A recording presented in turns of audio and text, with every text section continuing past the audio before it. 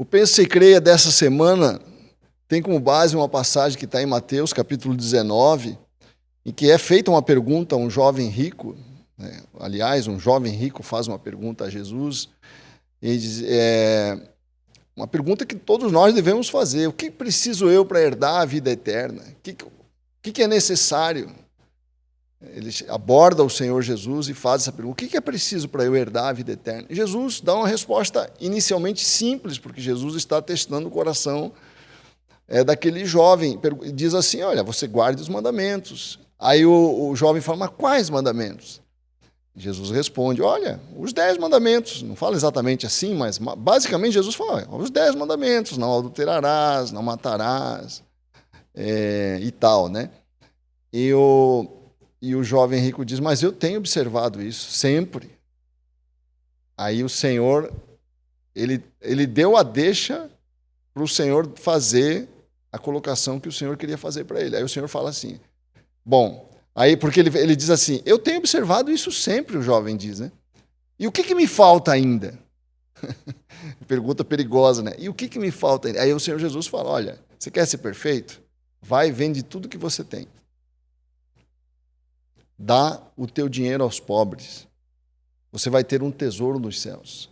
Vem e segue-me. Aí a Bíblia diz que ele ficou triste, o jovem, né? Porque tinha muitas posses, era um homem rico, e desistiu. Deu as costas para Jesus. E aí o Senhor Jesus diz, né, uma frase que é famosa, né? Mateus 19, verso 24, é mais fácil um camelo passar pelo fundo de uma agulha do que um rico entrar no reino dos céus. Você vê que existem várias interpretações para essa passagem. Dizem que havia um pequeno portão em Jerusalém com o nome de agulha. Outros estudiosos dizem que não, o sentido é esse mesmo. Jesus quis dar um sentido bem... dar uma ideia de impossível quando fala na agulha, né? Jesus queria falar algo impossível.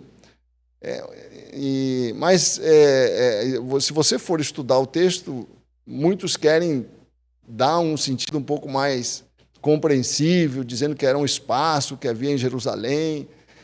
Mas não importa qual é o sentido, o que Jesus está dizendo que é praticamente impossível um rico entrar no reino dos céus, tanto que no verso 26 ele fala isso, né? Ele fala que aquilo que é impossível para os homens é possível para Deus. Então ele estava dizendo realmente algo impossível.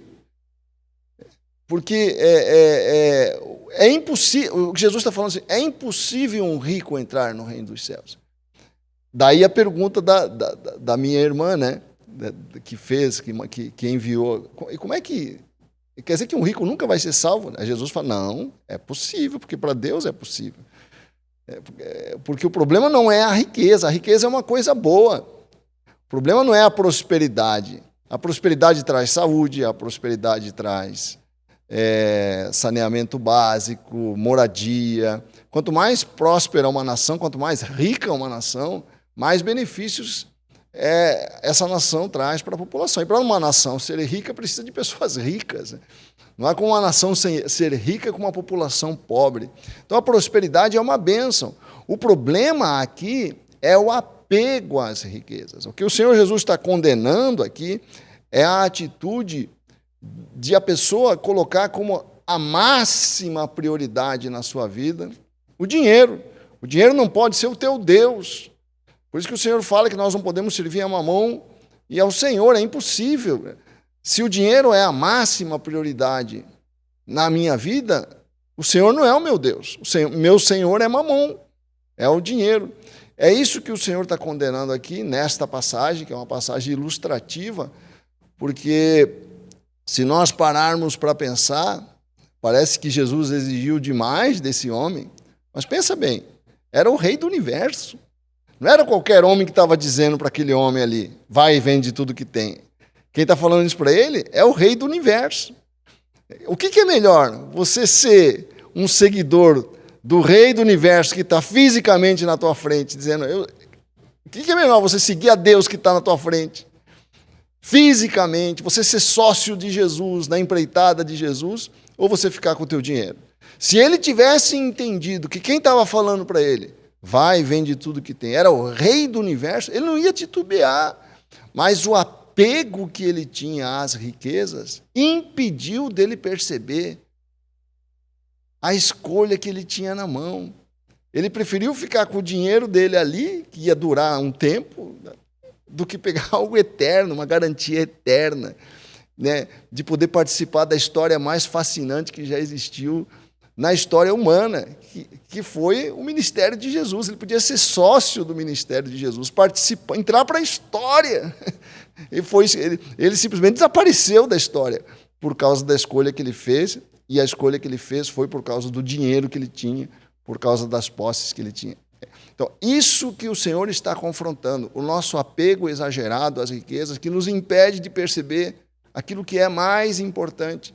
Quando o dinheiro é a coisa mais importante na minha vida, Deus nunca vai ser a coisa mais importante da minha vida. O Senhor nunca vai ser a coisa mais importante.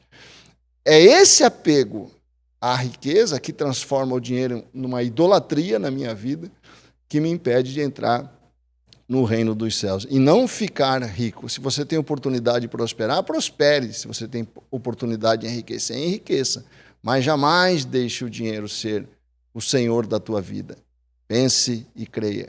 E semana que vem, existe uma passagem na Bíblia, eu quero retomar a questão da fé. Existe uma passagem na Bíblia que diz assim, que o justo viverá pela fé. O justo viverá pela fé. O que significa isso? Pense e creia.